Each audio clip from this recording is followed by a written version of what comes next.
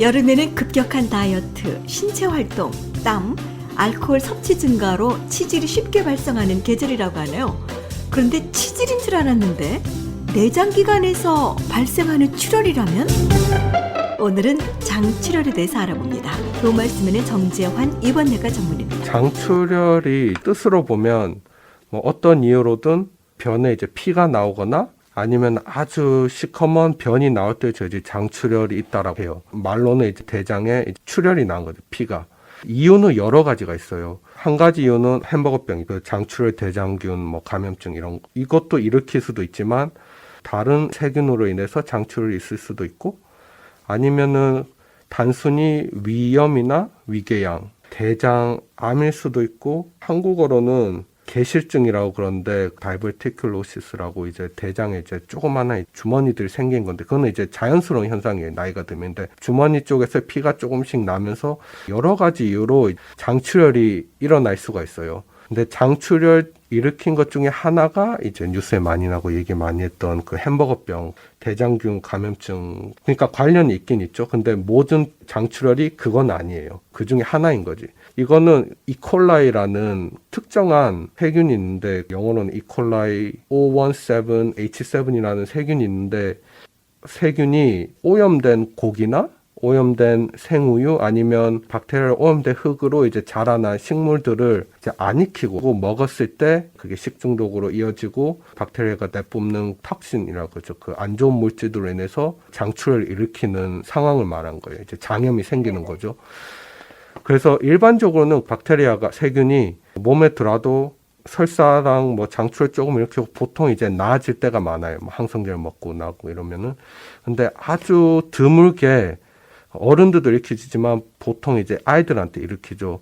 장출혈을 일으킨 다음에 그걸로 끝난 게 아니라 콩팥에 문제가 일으켜지고 빈혈이 생기고 혈판에도 문제가 생겨서 이 여러 가지 생기는 걸 이제 증후군이라고 하는데 한국말로 용혈성 요독 증후군이라고 하는데 그거를 일으키면 콩팥이 망가져서 투석을 해야 된다거나 거기서 끝나는 게 아니라 이제 심장병으로 일으켜지고 사망에 일으키기도 해요. 근데 그렇게 자주 나타나는 현상은 아니에요. 나이 많은 사람들이 더 많이 나타나요. 왜냐하면 제가 말했던 아까 개실증 같은 경우에도 나이가 들면서 그것들이 조금씩 생기거든요. 대장에. 네. 그러면 거기서 주머니에서 피가 나는 경우도 있고 대장암 같은 경우에도 나이 많은 사람들도 생기기 때문에 장출혈 자체로 보면 나이 많은 사람들이 더 많이 생겨요. 그렇다고 젊은 사람도 안 생긴 게 제가 아까 말했던 식중독으로 인해서 장출혈이 생길 수도 있고 장염 같은 아니면 어떤 사람들은 근육통이 심하거나 뭐 여러 가지 아픈 것 때문에 아이부프로펜 같은 거 있잖아요. 네. 에드빌이나 아이부프로펜이라고 하는 그런 성분들 약이 있는데 이제 진통제로 저희들이 많이 먹는데 네. 그 시중에도 그냥 살 수 있고요. 근데 그 약을 많이 먹게 되면 위염을 일으키고 많이 먹었을 때 위궤양을 일으킬 수도 있어요. 젊은 사람들이 그 약을 많이 먹고 와서 피를 아주 많이 흘려서 급하게 위내시경을 했을 때 봤더니 아주 큰 궤양이 있어서 거기서 피가 막 철철 나고 그런 경우들도 있기 때문에 네. 일반적으로 나이 많은 사람들이 잘 나타나지만 환자분이 무엇을 했느냐에 따라서 젊은 사람들도 걸릴 수가 있어요. 식중독 아니면 약.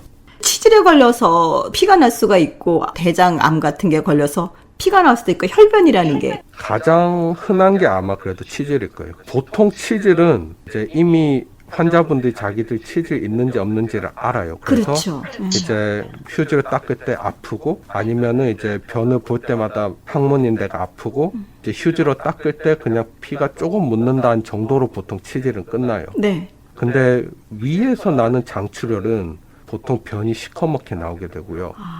대장에서 나오는 장출혈은 아주 빨간 피가 나오는데 치질처럼 뭐 휴지에 한 방울 두 방울 묻는 게 아니라 변기를 보면 물이 다 시뻘건 물로 변 주위로 이제 피가 막 스며듯이 보이거나 뭐 그런 식으로 양이 일단 달라요. 그리고 또 위궤양 이런 경우는 이미 속쓰림이 아프고요. 대장염 같은 경우는 배가 아프고 막 설사도 같이 나고 그렇기 때문에 피가 많이 나고 배가 아프고 그런 경우면은 병원에 오셔서 보는 게 좋아요. 그리고 또 피가 처음에 많이 날 때는 히모글로빈 수치에 따라서 사람들이 증상을 많이 안 나타낼 때가 있어요. 네. 그래서 펴가 조금 하루 이틀 나고 멈추고 이런 경우는 히모글로빈이 안 내려가기 때문에 많이 자연적으로 나을 때도 있고, 근데 피가 계속 나게 되면 이제 히모글로빈이 천천히 이제 서서히 내려가서 어느 순간 딱 지나면 그때부터 좀 어지럽고 걷는데도 좀 많이 숨이 차고 두통도 있고 그런 증상들이 이제 서서히 나타나기 시작해요.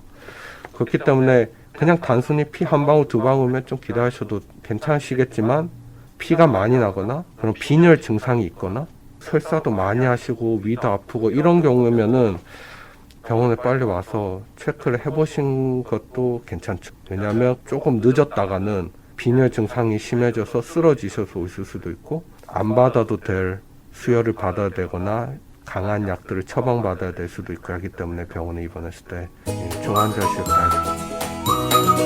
간단히 치료받고 끝날 수 있었는데 중환자실로 가는 경우는 대개 차일피일 치료를 미룬 경우들이 많다고 그러네요. 그런 속담 있죠. 병은 소문을 내라. 다른 말로 하면 이상하면 빨리 의사에게 가라. 병에 관해 궁금한 점은 잉그리드 병원 카톡 프렌즈에 올려주세요. 지금까지 정재환 입원내과 전문의, 그리고 저는 포스트 코로나 시대의 음성 파트너 장미선이었습니다.